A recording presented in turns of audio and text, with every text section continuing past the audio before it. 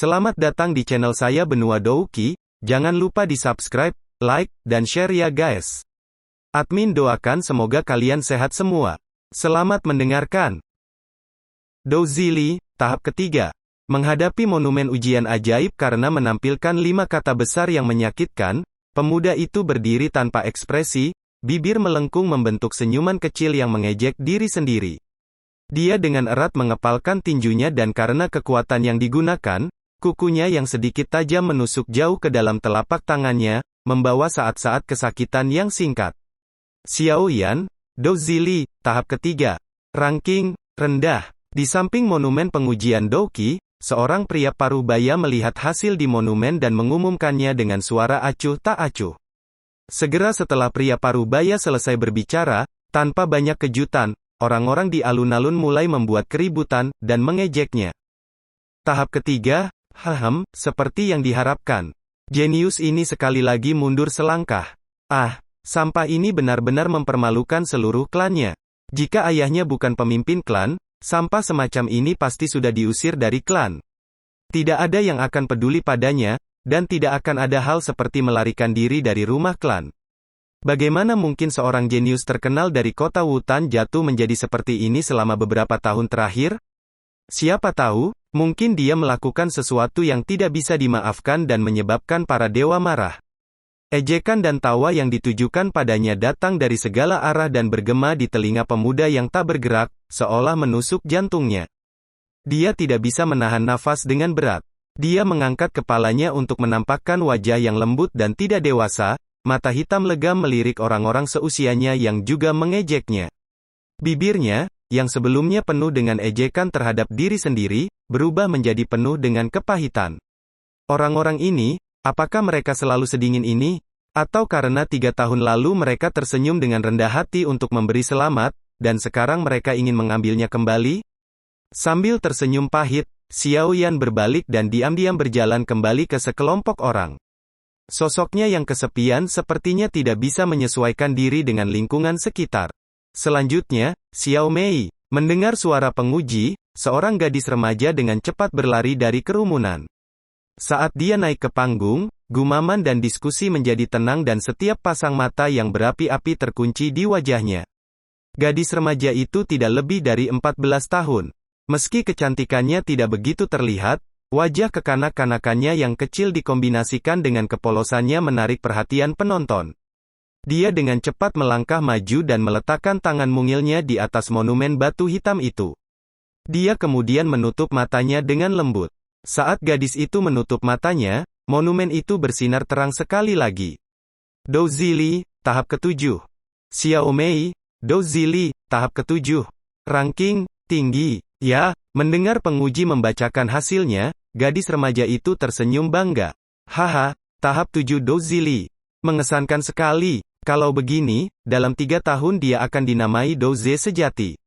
Dia sangat cocok dengan nama bibit klan. Mendengar pujian dengan suara bulat dari kerumunan, senyum gadis itu menjadi lebih lebar. Kesombongan, godaan yang tidak bisa ditahan oleh begitu banyak gadis. Saat mengobrol dengan sesama anggota saudara perempuannya, pandangannya berkelok-kelok melalui orang-orang di sekitarnya dan mendarat di sosok kesepian jauh dari mereka. Mengerutkan alisnya untuk beberapa saat, dia akhirnya memutuskan untuk tidak berjalan mendekat. Di antara mereka berdua sudah ada celah besar. Melihat kinerja Xiaoyan beberapa tahun terakhir ini, pada saat upacara kedewasaan datang, dia hanya bisa ditempatkan di peringkat anggota klan tingkat bawah. Dia, bagaimanapun, dengan kecerdasannya, akan menjadi petarung klan yang sangat penting dan terpelihara dengan baik.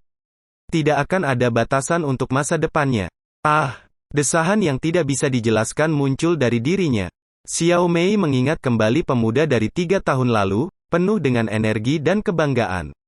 Pada usia 4 tahun ia mulai berlatih, dan pada usia 10 tahun ia mencapai tahap ke-9 Douzili. Pada usia 11 ia memecahkan penghalang Douzili tahap 10 dan berhasil memadatkan Douzi Kizunya. Dia menjadi Douze termuda di klannya sejak 100 tahun terakhir. Pada saat itu, kepercayaan diri serta kekuatannya yang tak terukur menarik banyak remaja muda yang tentunya termasuk Xiao Mei. Namun, jalan seorang jenius selalu berliku. 3 tahun lalu, anak muda jenius yang ketenarannya mencapai puncak mutlak ini, menerima apa yang mungkin bisa menjadi pukulan paling kejam. Kerja keras yang dia lakukan untuk mengumpulkan dan memadatkan Doujie Kizu selama 10 tahun terakhir telah hilang, hanya dalam satu malam, lenyap menjadi ketiadaan. Semua Doujie Li di tubuhnya perlahan menghilang seiring waktu dan sebaliknya, rasa kasihan padanya tumbuh. Akibat kehilangan Doujie Li-nya, kekuatan fisiknya pun menurun. Dari posisi jenius, dalam satu malam dia jatuh di bawah rata-rata orang. Pukulan semacam ini membuat para pemuda kehilangan keinginannya untuk melanjutkan latihan. Rasa hormat yang pernah dikaitkan dengan pemuda ini perlahan berubah menjadi penghinaan dan cemoohan. Berdiri begitu tinggi, dan jatuh ke bawah, jenis kejatuhan ini mungkin tidak akan pernah bisa dia pulihkan. Selanjutnya, Xiao Sun Er. Di antara keributan itu, suara penguji terdengar lagi. Setelah penyebutan nama yang sangat populer ini, sekelompok orang segera terdiam. Setiap tatapan mata berubah. Yang menjadi pusat perhatian adalah seorang gadis remaja berpakaian ungu, dengan anggun berdiri di sana. Wajahnya yang tenang, lembut dan bersih sama sekali tidak terpengaruh oleh banyak tatapan dari kerumunan. Sikapnya yang tenang dan acuh tak acuh bisa dibandingkan dengan mekarnya bunga teratai. Di usia yang begitu muda, dia sudah memiliki aura wanita yang berbudi luhur. Sulit membayangkan bagaimana dia akan mempengaruhi kota dan bangsanya begitu dia dewasa.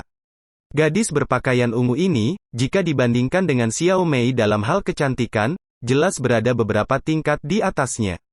Tidak heran penonton akan melakukan tindakan seperti ini. Mengambil langkah kecil dan anggun, gadis bernama Xiao Sun Er berjalan di depan monumen batu. Dia mengulurkan tangan kecilnya dan lengan ungu bercampur dengan benang hitam dan emas jatuh dari lengannya, memperlihatkan pergelangan tangan seputih salju yang halus. Dia menyentuh monumen itu dengan ringan. Dalam kesunyian, monumen bersinar sekali lagi. Doujie Li, tahap ke-9. Ranking, tinggi. Melihat kata-kata di monumen itu, seluruh alun-alun menjadi sunyi senyap. Dia benar-benar mencapai tahap ke-9, sungguh menakutkan. Posisi pangkat tertinggi termuda di klan telah diambil, tanpa sedikit pun keraguan, oleh Nona Sun Er. Setelah keheningan, beberapa remaja tidak bisa menahan diri untuk tidak bersiul, mata mereka penuh rasa hormat dan kagum. Doujie Li sangat penting untuk menjadi Doujie. Doujie Li dibagi menjadi 10 tahap yang berbeda, dan ketika tubuh memperoleh 10 tahap Doujie Li, tubuh dapat memadatkan Doujie Kizu dengan lebih baik, menjadi Doujie yang dihormati. Di tengah kerumunan orang, Xiao Mei menatap gadis berpakaian ungu di depan monumen dengan sedikit cemburu. Melihat hasil di monumen, penguji parubaya yang biasanya acuh tak acuh tersenyum, menghadapinya dan memberi selamat padanya. Nona Sun Er, setengah tahun kemudian, kamu harus bisa memadatkan Douqi Zizu. Jika Anda berhasil, Anda akan menjadi Doujie pada usia 14 tahun, orang kedua yang melakukannya di klan Xiao. Tentu saja, orang kedua. Yang pertama adalah jenius yang telah jatuh, yaitu Xiao Yan. Terima kasih. Gadis remaja itu menganggukkan kepalanya dengan ringan, wajahnya yang tenang menunjukkan sedikit kebahagiaan karena pujiannya. Dia diam-diam berbalik, dan di tengah perhatian kerumunan, perlahan berjalan ke pemuda yang tertindas di belakang kelompok. Kakak Xiao Yan. Di sisi pemuda, gadis remaja itu berhenti. Dia menghadap Xiao Yan dan membungkuk dengan hormat. Wajah cantik dan lembutnya menunjukkan senyuman elegan yang akan membuat para gadis di sekitarnya cemburu. Kualifikasi apa yang saya miliki sekarang agar Anda memanggil saya seperti itu? Dia menghadapi gadis yang bisa dianggap mutiara bercahaya klan dan berkata dengan pahit. Dia, setelah patah hati untuk waktu yang sangat singkat, terus mempertahankan rasa hormatnya. Kakak Xiao Yan, kamu pernah berkata kepada Sun Er sebelumnya, untuk melakukan apapun, seseorang harus bisa melepaskannya terlebih dahulu. Seseorang hanya benar-benar bebas ketika dia bisa mengambil dan melepaskan dengan mudah. Xiao Sun Er berkata lembut, wajahnya yang tersenyum penuh kehangatan. Haha, benar-benar mudah, saya hanya tahu bagaimana mengatakannya. Lihat saya sekarang, apakah saya terlihat seperti orang bebas? Dunia ini bukan milikku sejak awal. Xiao Yan menertawakan dirinya sendiri, berkata tanpa perasaan. Menghadapi suasana hati Xiao Yan yang muram, alis halus Xiao Sun Er berkerut sedikit, dan dia berkata dengan serius, Kakak Xiao Yan, Meskipun aku tidak tahu apa yang terjadi padamu, Sun Er dengan jujur percaya bahwa kamu akan berdiri lagi dan merebut kembali kejayaanmu dan penghormatanmu yang hilang. Dia berhenti sejenak, wajahnya yang putih lembut memerah sedikit. Dulu, ada banyak orang yang tertarik padamu. Haha, mendengar kebenaran sepenuh hati gadis itu, dia tertawa dengan canggung tapi tidak mengatakan apapun. Orang lain akan terpengaruh olehnya, tetapi dia tidak memiliki kualifikasi atau mood.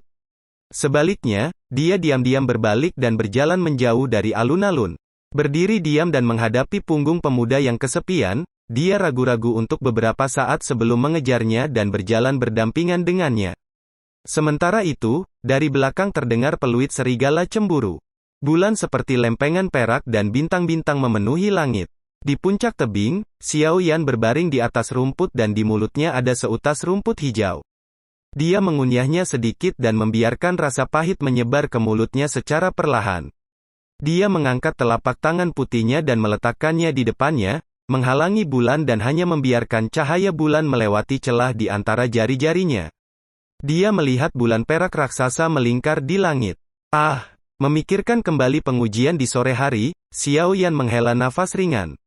Dia dengan malas menarik tangannya ke belakang dan meletakkan kedua tangannya di atas kepalanya.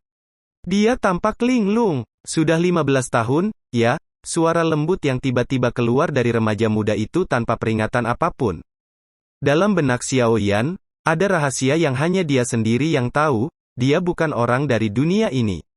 Lebih tepatnya, jiwanya bukan dari dunia ini. Dia berasal dari bintang biru tua yang disebut bumi. Adapun misteri yang tidak bisa dijelaskan mengapa dia ada di sini, dia sendiri tidak tahu. Namun, setelah tinggal di sini selama beberapa waktu, dia perlahan-lahan menyadari, dia melewati sisi lain. Seiring bertambahnya usia, dia perlahan mulai memahami sedikit demi sedikit benua ini. Benua ini disebut benua Douqi. Di benua itu, tidak ada banyak kisah tentang pengguna sihir dan efeknya, melainkan Douqi adalah hal yang paling utama. Di sebidang besar tanah ini, pelatihan Douqi telah menjadi hal yang biasa setelah kerja keras dari banyak individu yang terus berlatih melampaui generasi, memperluas pengetahuan seputar Douqi hingga ke puncak. Douqi dan umat manusia adalah satu dan sama dalam kehidupan sehari-hari dan oleh karena itu, Douqi sangat penting di benua ini. Itu bisa disebut tak tergantikan. Karena jumlah level di Douqi terus meningkat, begitu pula jumlah cara untuk melatihnya. Beberapa lebih baik dari yang lain, seperti yang diharapkan. Setelah melalui sistem analisis, peringkat Douqi di benua Douqi dibagi menjadi 4 kelas yang berbeda, Tian, Di, Xuan, Huang. Dan setiap kelas dibagi lagi menjadi peringkat pemula, menengah, dan tinggi. Teknik Douqi yang Anda pelajari juga menentukan seberapa kuat Anda nantinya. Misalnya, jika seseorang berlatih teknik peringkat menengah kelas Xuan, dia secara alami akan lebih kuat daripada orang yang berlatih teknik peringkat tinggi kelas Huang. Di benua Douqi, untuk membedakan yang kuat dari yang lemah, ada 3 kriteria yang perlu diperhatikan. Pertama, dan juga yang paling penting, adalah kekuatan tubuh alami Anda. Jika seseorang hanya memiliki tingkat kekuatan bintang 1, bahkan jika dia berlatih teknik peringkat tinggi kelas Tian, dia tidak akan bisa mengalahkan master tempur kelas Huang. Berikutnya adalah level teknik. Jika 2 orang dengan kekuatan bawaan yang sama bertempur, orang dengan teknik yang lebih baik jelas akan menang. Terakhir adalah teknik Dou. Teknik Dou adalah jenis keterampilan khusus yang digunakan saat mengendalikan Douqi dan di tanah Douqi, teknik Dou juga dipisahkan menjadi Tian, Di, Xuan, Huang. Douqi di benua berbicara untuk dirinya sendiri, tetapi teknik Dou berbeda. Hampir setiap orang memulai dengan teknik Dou kelas Huang. Jika Anda ingin mempelajari keterampilan kontrol lebih lanjut, Anda harus bergabung dengan sekte atau mendaftar di sekolah Douqi. Tentu saja, ada beberapa yang, secara kebetulan, berhasil mempelajari keterampilan yang sebelumnya ditinggalkan orang lain, atau mereka yang memiliki keterampilan teknik Dou yang sesuai. Untuk orang-orang ini, level pertarungan mereka mungkin sedikit lebih tinggi dari biasanya. Dengan mengandalkan 3 aspek ini, Anda bisa menentukan siapa yang kuat dan siapa yang lemah. Secara keseluruhan, jika Anda berhasil mempelajari teknik Douqi tingkat tinggi, manfaatnya di masa depan akan sangat besar. Namun, teknik Douqi tingkat tinggi sangat sulit didapatkan sebagai orang biasa. Yang terbuka untuk umum adalah teknik Dou kelas Huang. Untuk klan yang lebih besar atau sekte kecil, teknik kelas Xuan adalah normal. Misalnya, di klan Xiaoyan, teknik level tertinggi mereka hanya bisa dilakukan oleh pemimpin klan Lion Wind Strike.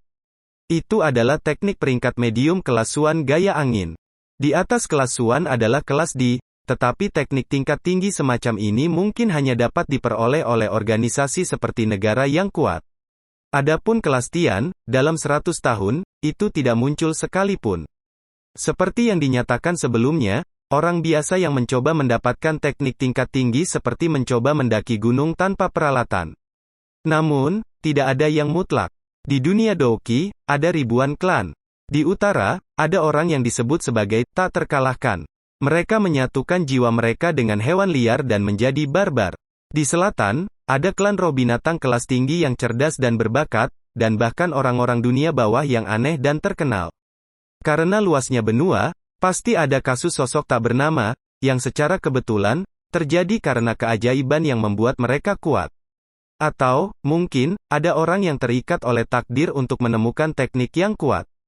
Di benua Douqi, ada satu kalimat terkenal, jika Anda terjebak dalam selokan atau ditinggalkan oleh dunia, jangan panik. Ambil 2 langkah ke depan dan mungkin Anda akan menemukan diri Anda lebih kuat dari sebelumnya. Tentu saja, meskipun kalimat ini tidak salah, dalam ribuan tahun sejarah di benua ini, tidak banyak cerita tentang orang yang menjadi kuat secara kebetulan. Akibatnya, setiap hari, ada banyak sekali orang yang mencoba menerobos dan menemukan keterampilan atau teknik baru, tetapi hanya kembali dengan patah pinggul atau kaki. Secara keseluruhan, benua ini penuh dengan misteri dan keajaiban. Mengakses lemari besi teknik rahasia Douqi, Anda setidaknya harus menjadi doze penuh untuk memenuhi persyaratan dasar. Bagi Xiaoyan, hal itu rasanya begitu jauh. Xiaoyan meludahkan rumput dan dengan cepat berdiri dan membuat ekspresi wajah gila. Dia menghadap ke langit dan berteriak, "Sialan! Bagaimana saya bisa dimainkan untuk orang bodoh seperti ini?" Dalam kehidupan masa lalunya, Xiaoyan adalah orang biasa yang biasa-biasa saja. Kekayaan, ketenaran, dan kecantikan sepertinya berjalan paralel dengan hidupnya, tidak pernah berpotongan dengannya.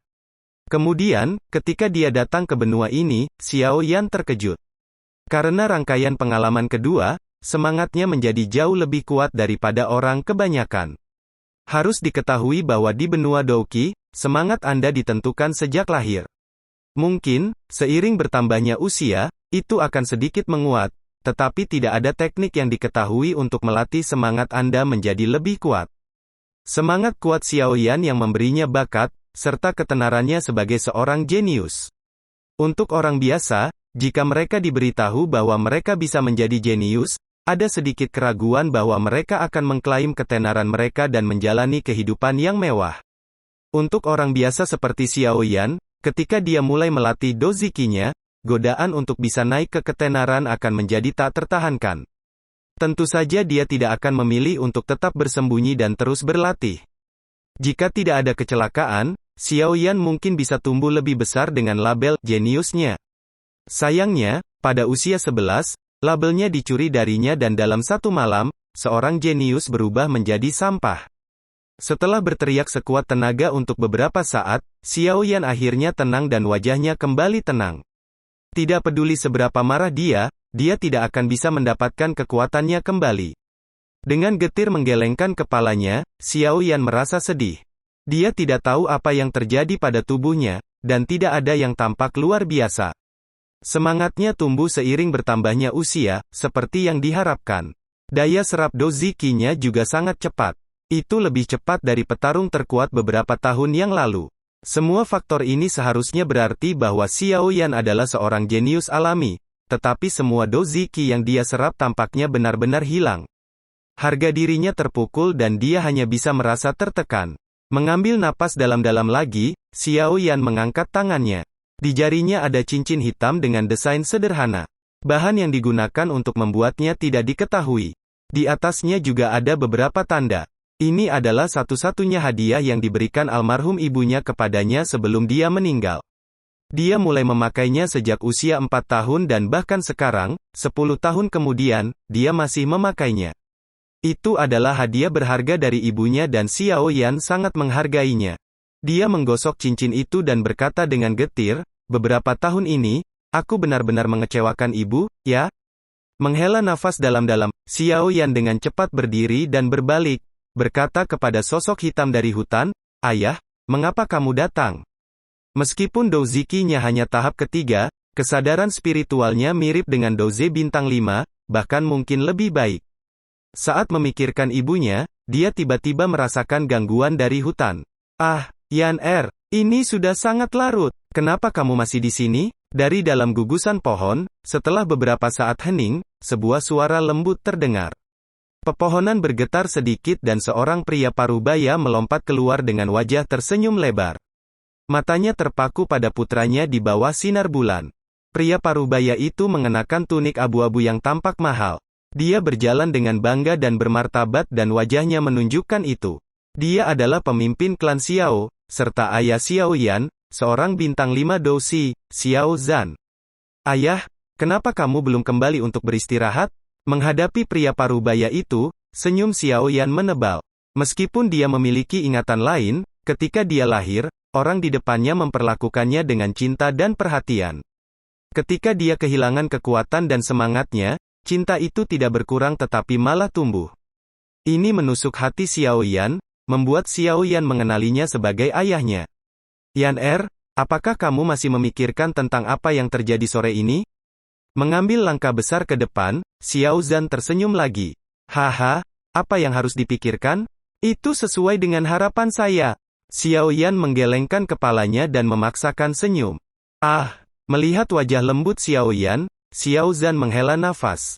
Mereka berdua terdiam beberapa saat, sebelum Xiao Zhan berkata, Yan kamu sekarang 15 tahun, bukan? Ya, ayah, hanya 1 tahun lagi, dan kamu harus menghadiri upacara kedewasaan, kata Xiao Zhan. Ya, ayah, tinggal 1 tahun lagi. Tinju Xiao Yan mengepal beberapa saat sebelum dia menjawab. Dia sangat jelas apa arti upacara kedewasaan. Setelah upacara selesai, untuk Xiao Yan yang tidak berlatih, dia akan tunduk pada kriteria mencari teknik Doqi. Karena dia sangat lemah, dia akan dikirim untuk melakukan pekerjaan normal di bagian lain dari klan Xiao. Ini adalah aturan klan dan bahkan jika pemimpin klan adalah ayahnya, dia tidak akan bisa berbuat apa-apa.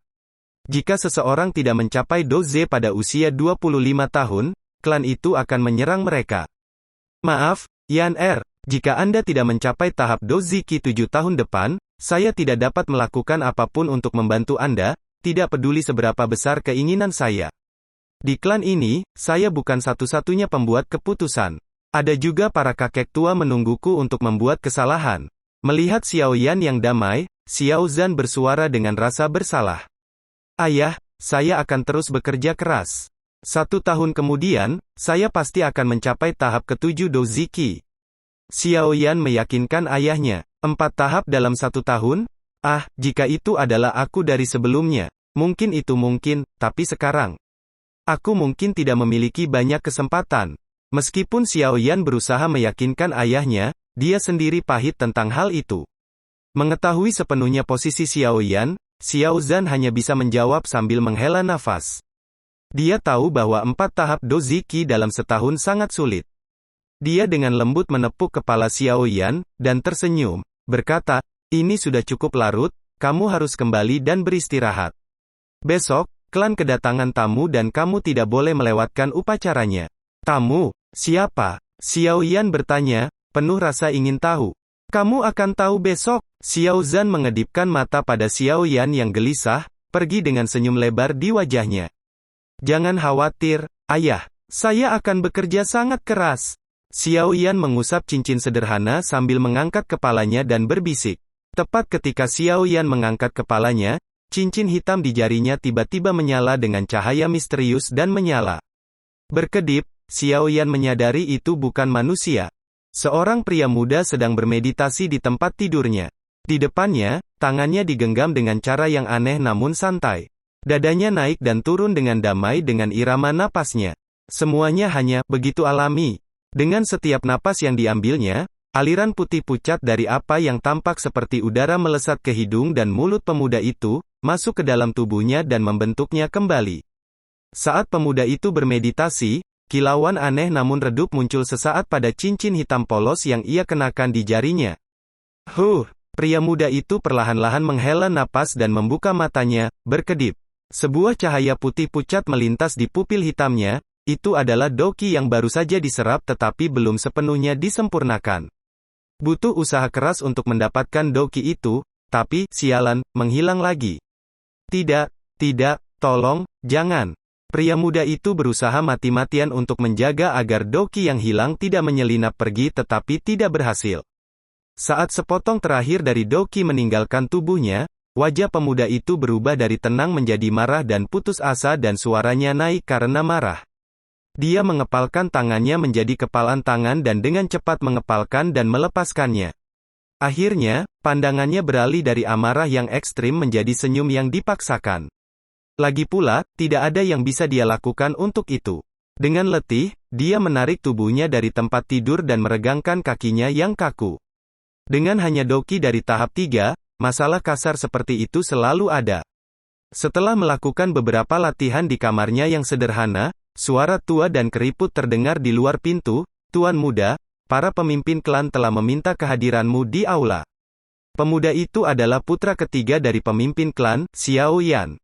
Di atasnya adalah dua saudara laki-laki, tetapi mereka sudah meninggalkan klan untuk mencari petualangannya sendiri.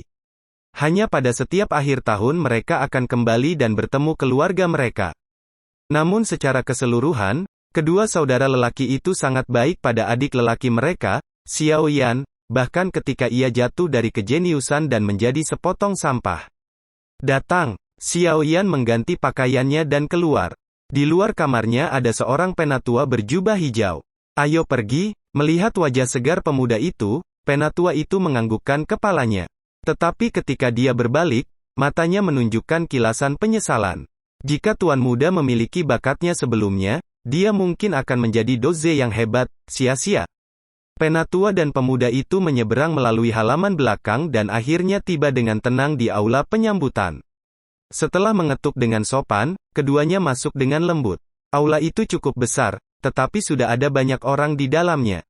Di posisi kepala aula adalah Xiao Zhan dan 3 penatua tanpa emosi.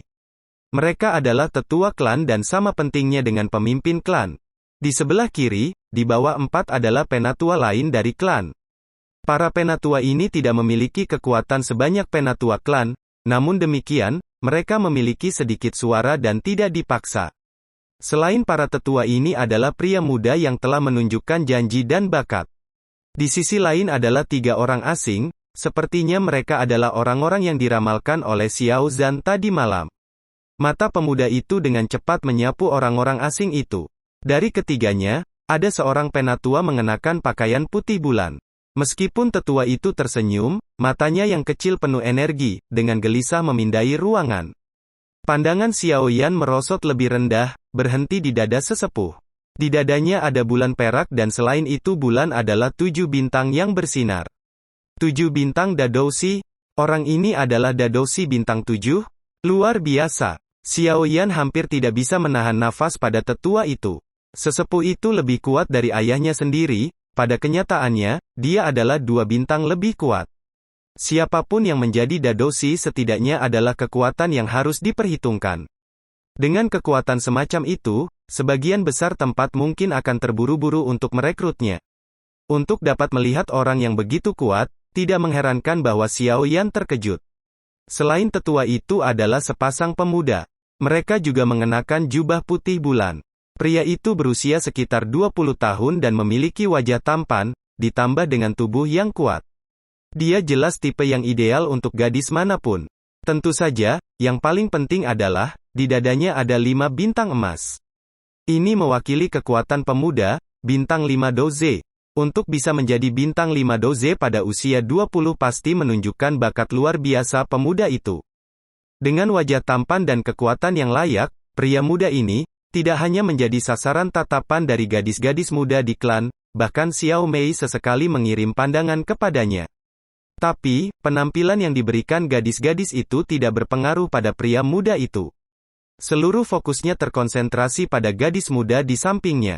Usia gadis muda itu mirip dengan Xiao Yan yang membuat Xiao Yan tersentak.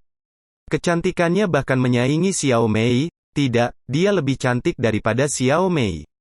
Di seluruh klan, mungkin hanya Xiao Sun Er yang bisa menyainginya. Tidak heran orang-orang dari klan Xiao mengejar gadis-gadis di luar klan.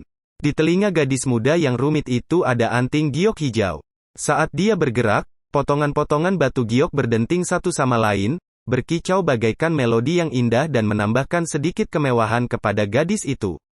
Selain itu, pada dada gadis yang sedang berkembang adalah 3 bintang emas. Bintang 3 Douze, gadis ini, jika dia tidak menggunakan metode khusus, dia pasti jenius luar biasa.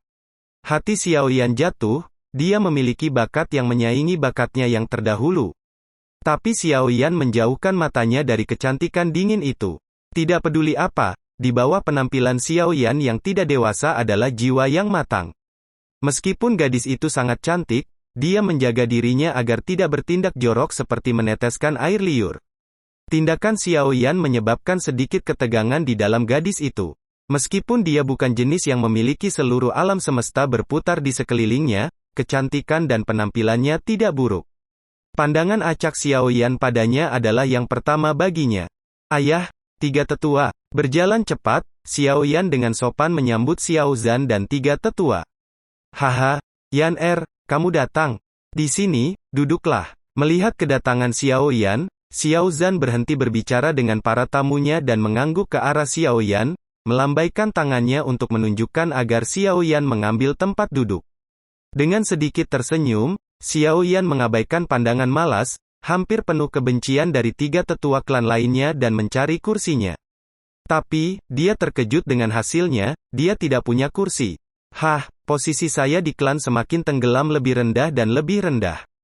Itu lebih baik sebelumnya. Tetapi sekarang, mereka bahkan mempermalukan saya di depan para tamu, para kakek tua ini. Xiao Yan mencemooh dirinya dengan diam-diam, dalam benaknya, dia menggelengkan kepalanya seolah-olah itu bisa menghalangi emosi yang mengalir dalam dirinya. Melihat Xiao Yan yang tidak bergerak, anggota klan muda mengeluarkan tawa yang mengejek, menunjukkan kebahagiaan mereka melihat Xiao Yan dibodohi. Akhirnya, Xiao Zhan menyadari kesulitan Xiao Yan. Ekspresi kemarahan melintas di wajahnya sebelum diganti dengan alis yang bengkok. Penatua kedua, kamu. Oh, saya benar-benar minta maaf. Saya tidak percaya bahwa saya lupa tentang Tuan Muda. Hehe, aku akan pergi mencari seseorang untuk menyiapkan kursi. Penatua berjubah kuning itu tersenyum menatap Xiao Zhan. Dia menepuk dahinya dengan tindakan mengkritik diri sendiri tetapi tatapan meremehkan di matanya tidak pudar.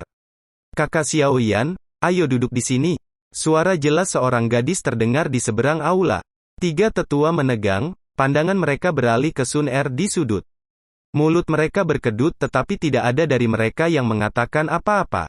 Di sudut, Xiao Sun Er menutup buku tebal di pangkuannya, dan berkedip pada Xiao Yan. Melihat wajah Xiao Sun Er tersenyum, Xiao Yan membeku sejenak. Dengan cepat, dia pulih dan setelah menyentuh hidungnya, dia berjalan menuju Sun Er di bawah tatapan iri anggota klan sekitarnya dan setelah apa yang tampak seperti beberapa detik terpanjang, dia melompat ke sebelah Sun Er. Xiao Yan berbisik, terima kasih, kamu telah menyelamatkan aku lagi. Xiao Sun Er tersenyum ringan, 2 lesung pipi muncul di wajahnya. Jari-jarinya yang ramping membuka buku di depannya. Meskipun dia sangat muda, ada aura kecerdasan yang luar biasa di sekelilingnya. Setelah memindai halaman, Sun Er tiba-tiba mengeluh, kakak Xiao Yan, kamu belum pernah duduk di sampingku, sendirian, selama 3 tahun ini, kan? Kamu jenius di klan, bukankah ini mudah bagimu jika kamu ingin berteman? Melihat wajah Sun Er yang kesal, Xiao Yan tertawa terbahak-bahak. Tapi masalahnya, seseorang menyelinap ke dalam kamar saya setiap malam ketika saya berusia 4-6 tahun. Dan kemudian seseorang itu menggunakan teknik yang canggung dan melemahkan Douzi Qi untuk menguatkan tulang dan meridian. Setiap kali, orang yang sama akan berkeringat sebelum pergi. Kakak Xiao Yan, apakah kamu tahu siapa dia? Sun Er berhenti sejenak dan tiba-tiba memiringkan kepalanya, dan tersenyum ke arah Xiao Yan. Bagaimana aku bisa tahu? Saya masih sangat muda saat itu, bahkan saya hampir tidak bisa berjalan, bagaimana saya tahu? Jantung Xiao Yan mulai berdetak kencang. Memaksakan senyum terbuka, Xiao Yan yang merasa bersalah mengalihkan pandangannya ke tengah aula. Hehe, melihat reaksi Xiao Yan, senyum tipis melayang di wajah Xiao Sun Er. Pandangannya beralih kembali ke buku di pangkuannya dan seolah berbicara pada dirinya sendiri, dia berkata, meskipun aku tahu itu, orang itu melakukannya dengan niat baik, aku seorang gadis kan. Bagaimana saya bisa membiarkan seseorang dengan sembarangan menyentuh saya? Jika saya pernah menemukan siapa yang melakukannya, Mulut Xiao Yan mulai berkedut dengan keras, menjaga pandangannya tetap lurus, dan dia menutup mulutnya rapat-rapat. Di aula utama, Xiao Zhan dan 3 tetua klan berbicara dengan penuh semangat dengan sesepuh aneh itu. Tamu itu sepertinya memiliki sesuatu yang membebani pikirannya, namun setiap kali ketika seolah-olah dia akan memulai pembicaraan, dia akan menelan kembali kata-katanya dan mengubah topik pembicaraan. Setiap kali dia melakukan ini, gadis halus di sebelahnya akan memberi pandangan yang lebih halus namun tegas kepada tetua itu. Setelah mendengarkan percakapan mereka sebentar, Xiao Yan merasa bosan dengan percakapan mereka dan kepalanya perlahan-lahan terkulai. Kakak Xiao Yan, apakah kamu tahu siapa mereka? Tepat ketika Xiao Yan hendak tertidur karena bosan, Sun Er yang di sampingnya membuka buku kunonya dan bertanya kepada Xiao Yan. Apakah kamu tahu? Xiao Yan dengan penasaran menatap Sun Er. Apakah kamu melihat simbol pedang perak dengan awan di ujung jubah mereka? Sun Er berkata dengan senyum ringan. Oh, Xiao Yan melihat ke arah borgol ketiganya dan memang, di sana dia jelas melihat simbol bordir pedang yang berkilau di awan. Mereka berasal dari fraksi awan berkabut? Xiao Yan bertanya dengan bingung. Meskipun Xiao Yan tidak pernah pergi ke dunia luar, dia telah membaca dari buku tentang faksi ini. Klan Xiao Yan tinggal di sebuah kota bernama Wutan City yang merupakan bagian dari Kekaisaran Jiama. Meskipun kota ini terdaftar sebagai salah satu kota besar di dalam Kekaisaran Jiama, kota itu masih tergolong kecil jika dibandingkan dengan ukuran kekaisaran, meskipun memiliki pegunungan sihir monsters di belakangnya. Di dalam kota itu sendiri, klan Xiao Yan adalah yang terbesar. Selain klan Xiao, ada 2 klan lain yang bersaing dengan klan Xiao. Tetapi bahkan setelah 24 tahun terjadi pertumpahan darah dan perselisihan, mereka tidak dapat mengungguli klan Xiao. Jika klan Xiao adalah kekuatan terkuat di Wutan City, maka fraksi Mystic Cloud akan menjadi kekuatan terkuat di seluruh Kekaisaran Jiama. Perbedaan antara klan Xiao dan fraksi Mystic Cloud sangat besar, sampai pada titik di mana ayah Xiao Yan yaitu Xiao Zhan, yang biasanya menjaga wajah yang tegas dan keras, sangat hormat di depan para tamu ini. Kenapa mereka ada di sini? Bisik Xiao Yan. Jari ramping Sun Er berhenti. Mungkin ini berhubungan denganmu, kakak Xiao Yan. Tapi aku tidak punya hubungan dengan mereka. Mendengar jawaban Sun Er, Xiao Yan berhenti sebelum menggelengkan kepalanya dan balas berbisik. Apa kau tahu nama gadis itu di sana? Sun Er melirik gadis itu. Tidak, kan? Xian Yan mengerutkan alisnya saat dia memeriksa wajah gadis yang ditunjukkan Sun Er. Dia tidak ingat pernah melihatnya sebelumnya. Dia Nalan Yanran? Ekspresi penasaran melayang di wajah Sun Er. Xiao Yan menegang, Nalan Yanran? Cucu Nalan Jie, Komandan Leonhard dari Kerajaan Jiama? Dia tunanganku yang ditetapkan di antara keluarga kita, sebelum aku lahir? Hehe, kakek dan Nalan Jie seperti saudara sedarah dan pada waktu itu, kau dan Nalan Yanran dilahirkan pada waktu yang hampir bersamaan, jadi keduanya memutuskan bahwa kalian akan menikah. Tapi, sayangnya, 3 tahun setelah kamu lahir, kakek meninggal dalam pertarungan dengan musuh klan dan seiring berjalannya waktu, hubungan klan Xiao dengan keluarga Nalan menjadi lebih lemah. Sun Er berhenti dan menatap Xiao Yan yang asyik mendengarkan Sun Er bercerita. Nalan Jie tidak hanya sombong, ia juga sangat berpegang teguh pada janjinya. Pernikahan itu diputuskan olehnya sehingga meskipun namamu sudah sangat buruk beberapa tahun terakhir, dia tidak pernah berpikir untuk membatalkan pernikahan. Kakek itu benar-benar keras kepala. Xiao Yan tersenyum. Nalan Jie memiliki keputusan akhir dalam semua hal dalam keluarga sehingga meskipun dia benar-benar sangat menyukai cucunya, tidak ada seorang pun di keluarga ini yang melangkah maju untuk menentang pernikahan. Mata Sun Er yang cantik dengan ringan melirik Xiao Yan sebelum melanjutkan. Tapi 5 tahun yang lalu, Nalan Yanran menjadi murid di bawah pimpinan faksi Mystic Cloud. Dalam 5 tahun ini, Nalan Yanran menunjukkan bakat luar biasa. Ketika seseorang memiliki kekuatan yang cukup untuk mengubah jalan hidup mereka, mereka akan berusaha sekuat tenaga untuk mengubah hal-hal yang tidak mereka sukai dan sayangnya, dia benar-benar membenci pernikahannya yang dijanjikan dengan kakak Xiao Yan. Maksudmu, bahwa dia datang untuk membatalkan pernikahan? Wajah Xiao Yan menjadi gelap. Pada saat ini dia sangat marah, bukan karena Nalan Yanran tidak menginginkan dia sebagai suaminya melainkan, karena Nalan Yanran sedang mencoba untuk membatalkan pernikahan dengan seluruh klan yang hadir. Jika itu terjadi maka ayahnya akan kehilangan banyak martabat dan rasa hormatnya di dalam klan. Xiao Yan perlahan menarik napas, udara dingin menenangkan pikirannya yang mengamuk. Di balik lengan bajunya, Xiao Yan mengepalkan tangannya, berpikir, jika aku adalah Dosi, siapa yang akan berani menginjak-injak harga diriku? Memang benar, jika Xiao Yan adalah Dosi, maka, bahkan jika Nalan Yanran mendapat dukungan dari fraksi Mystic Cloud, dia tidak akan bisa melakukan hal seperti itu. Dosi, 15 tahun, hanya ada beberapa yang memiliki prestasi tinggi di seluruh sejarah benua Doki. Dan beberapa orang yang berada di tingkat itu ketika mereka masih muda sekarang adalah beberapa orang yang paling berpengaruh di seluruh benua Doki. Sebuah tangan kecil yang rapuh dengan cerdas menghindari lengan Xiao Yan dan memegang tangan Xiao Yan. Sun Er dengan lembut berkata, kakak Xiao Yan, jika dia benar-benar membatalkan pernikahan, maka itu adalah kerugiannya sendiri. Saya percaya bahwa dalam beberapa tahun, dia akan menyesali keputusannya hari ini. Menyesal? Xiao Yan mencibir. Dengan kemampuanku saat ini, aku tidak memiliki kebanggaan semacam itu. Xiao Yan berhenti sejenak sebelum mengubah nada suaranya, tunggu, Sun Er. Bagaimana kamu begitu akrab dengan mereka? Hal-hal yang baru saja kamu katakan, ayahku mungkin bahkan tidak tahu beberapa di antaranya. Bagaimana kamu tahu semua ini? Sun Er menegang tetapi tidak mengatakan apa-apa. Melihat Sun Er menghindari masalah ini, Xiao Yan hanya bisa tersenyum tanpa daya. Meskipun Sun Er juga bagian dari keluarga Xiao, dia dan Xiao Yan tidak memiliki hubungan darah. Selain itu, Xiao Yan belum pernah melihat orang tua Sun Er dan setiap kali dia bertanya kepada ayahnya tentang mereka, Xiao Zhan akan menggelengkan kepalanya dan tidak ingin membicarakannya. Segera, orang tua Sun Er menjadi topik pembicaraan yang tabu, sesuatu yang tampaknya mereka takuti untuk dibicarakan. Bagi Xiao Yan, identitas Sun Er selalu terselubung dalam misteri.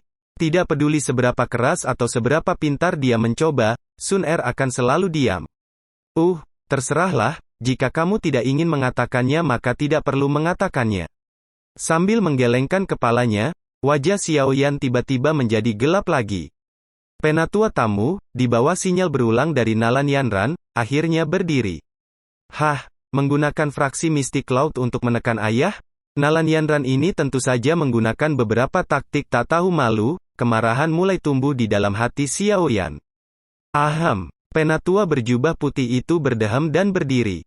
Menyatukan tangannya, dia tersenyum, pemimpin klan Xiao Zhan. Alasan kami datang ke sini hari ini adalah karena kami ingin bantuan Anda untuk sesuatu. Tentu saja, Geye, jika Anda memiliki masalah, beritahu saya. Jika saya dapat membantu Anda menyelesaikannya, maka saya pasti tidak akan berani mengatakan tidak. Kepada penatua yang berkunjung, Xiao Zhan tidak menolak tetapi karena dia tidak tahu apa permintaan itu, dia juga tidak membuat janji apapun. Pemimpin Xiao, apakah kamu kenal dia? Geye tersenyum ringan dan menunjuk ke gadis di sebelahnya. Maaf, gadis ini. Xiao Zhan memandangi gadis itu dan dengan canggung menggelengkan kepalanya. Ketika Nalan Yanran menjadi murid Yun Yun, dia baru berusia 8 tahun. Setelah belajar di faksi Mystic Cloud selama 5 tahun, dia telah banyak berubah. Sebelumnya dia hanya seorang anak kecil tapi sekarang dia adalah seorang remaja yang sedang berkembang. Namanya Nalan Yanran, Paman Xiao, sudah lama aku belum datang untuk memberi hormat pada Anda. Ini salahku kalau kamu tidak mengenaliku. Nalan Yanran berkata dengan manis. Yanran, aku dengar kamu sudah menjadi murid di bawah Yun Yun. Pada saat itu, aku berpikir bahwa itu hanyalah rumor yang tidak berdasar, tapi sekarang aku sadar itu benar. Bakat luar biasa apa yang harus Anda miliki? Xiao Zhan memuji. Itu hanya keberuntungan. Sambil tersenyum ringan, Nalan Yanran mulai merasa tidak nyaman dan dengan ringan menarik jubah Gye dengan tangannya di bawah meja. Hehe, pemimpin Xiao, permintaan yang saya miliki terkait dengan Yanran. Selain itu, ini ditugaskan oleh pemimpin fraksi kami. Gye tetap tersenyum, tetapi ketika dia menyebutkan pemimpin fraksi, dia tanpa sadar mengurangi senyumnya dan wajahnya menjadi serius. Seperti Gye, Xiao Zhan berhenti tersenyum. Pemimpin faksi dari fraksi Mystic Cloud adalah salah satu orang paling penting di seluruh kekaisaran Jiama. Xiao Zhan, yang adalah pemimpin klan kecil, tidak akan berani memprovokasi dia. Tetapi dengan kekuatannya, apa yang dia butuhkan untuk bantuan klan Xiao? Gye memang mengatakan bahwa itu terkait dengan Yanran, apakah itu? Pikiran yang berkeliaran melintas di pikiran Xiao Zhan yang menyebabkan ujung mulutnya berkedut sedikit dan tangannya yang kuat mulai gemetar, syukurlah tangannya ditutupi oleh lengan panjangnya. Dengan hati-hati untuk menekan pikiran itu, Xiao Zhan dengan gemetar bertanya, Tuan Gye, tolong katakan padaku apa permintaan fraksi? Gye ragu-ragu, tetapi dia berpikir tentang seberapa besar pemimpin fraksi mengagumi Yanran dan dengan demikian, dia mengepalkan giginya, pemimpin Xiao, Anda tahu betapa ketatnya aturan di fraksi. Selain itu, pemimpin fraksi memandang Yanran sangat tinggi. Bahkan, pemimpin fraksi mengharapkan Yanran untuk menjadi pemimpin fraksi berikutnya. Namun, karena aturan khusus, pemimpin fraksi di masa depan tidak dapat memiliki hubungan dengan laki-laki lain sebelum mereka menjadi pemimpin fraksi resmi. Mengambil napas, Gye melanjutkan, ketika pemimpin fraksi kami bertanya kepada Yanran tentang hal itu, ia menyadari bahwa Yanran dan klan Xiao memiliki ikatan lamaran pernikahan. Oleh karena itu, pemimpin faksi meminta pemimpin Xiao untuk membatalkan pernikahan ini. Krak, cangkir giok di tangan Xiao Zhan berubah menjadi kabut halus dalam sekejap. Di aula utama, semua orang terdiam. Tiga tetua klan dikejutkan oleh kata-kata Gye tetapi segera setelah itu, para tua-tua melirik Xiao Zhan dengan gembira dan ejekan. Hehe, bagaimana Anda akan menanggapi hal ini? Ketiga tetua berpikir sinis. Beberapa anak yang lebih kecil tidak tahu tentang pernikahan antara Xiao Yan dan Nalan Yanran, tetapi setelah bertanya kepada orang tua mereka tentang hal itu, wajah mereka menjadi cerah. Pandangan mereka ke arah Xiao Yan penuh cemoohan dan kebencian. Melihat wajah gelap Xiao Zhan, Nalan Yanran menundukkan kepalanya dan meremas jari-jarinya bersama-sama. Pemimpin Xiao, aku tahu bahwa permintaan ini sedikit berlebihan, tetapi karena pemimpin fraksi memintanya, tolong batalkan pernikahan ini. Tanpa daya menghela nafas, Gye berbisik ringan kepada Xiao Zhan.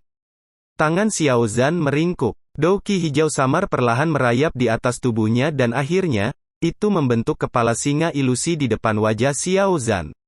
Metode ki rahasia klan Xiao, kemarahan singa yang marah. Level, Suan tingkat menengah. Melihat reaksi Xiao Zhan, wajah Gye menjadi serius. Dia pindah ke tempat Yanran di belakangnya dan Douki hijau berkumpul dalam tangan dan berbentuk seperti cakar elang. Douki melepaskan pedang ilusi kecil tapi tajam. Metode ki fraksi Mystic Cloud, pedang kayu hijau. Level, Suan tingkat rendah. Dengan dilepaskannya Douki, anak-anak yang lebih lemah di aula utama menjadi pucat dan merasakan dada mereka menegang. Ketika napas Xiao Zhan menjadi lebih intens, ketiga tetua berteriak. Suara mereka seperti kilat yang menyapu aula. Xiao Zhan, berhenti. Jangan lupa, kamu adalah pemimpin klan-klan Xiao. Xiao Zhan menegang dan Douki di tubuhnya menghilang perlahan. Xiao Zhan jatuh kembali ke kursinya dan tanpa emosi menyaksikan kepala Yanran yang menunduk. Akhirnya, dia berkata dengan nada serak, Nalan Yanran, kamu punya nyali. Dengan anak perempuan seperti itu, saya sangat iri pada Nalan Su. Nalan Yanran berkedut, Paman Xiao. Tidak, panggil aku pemimpin klan Xiao mulai sekarang. Saya tidak pantas disebut Paman, Anda adalah pemimpin fraksi masa depan dari fraksi Mystic Cloud. Di masa depan, Anda mungkin menjadi salah satu orang paling penting di benua Douki. Putraku Xiao Yan hanya memiliki bakat sederhana, dia tidak pantas untuk Anda. Terima kasih pemimpin klan Xiao. Mendengar kata-kata Xiao Zhan, wajah Gye menjadi cerah. Dengan meminta maaf, dia berkata, pemimpin klan Xiao, pemimpin faksi memahami bahwa permintaan hari ini cukup tidak sopan. Oleh karena itu, dia meminta saya untuk membawa sesuatu, Tolong terimalah sebagai permintaan maaf dari pemimpin fraksi kami. GY menyentuh cincin di tangannya dan tiba-tiba sebuah kotak batu giok hijau muncul di tangannya. Dengan hati-hati membuka kotak itu, sebuah aroma menyapu seluruh aula utama. Siapapun yang menciumnya merasa rileks. Rasa ingin tahu tiga tetua mengalahkan mereka dan mereka menjulurkan kepala mereka untuk melihat isi kotak. Serbuk pengumpul Ki. Sekian akhir cerita episode kali ini. Terima kasih.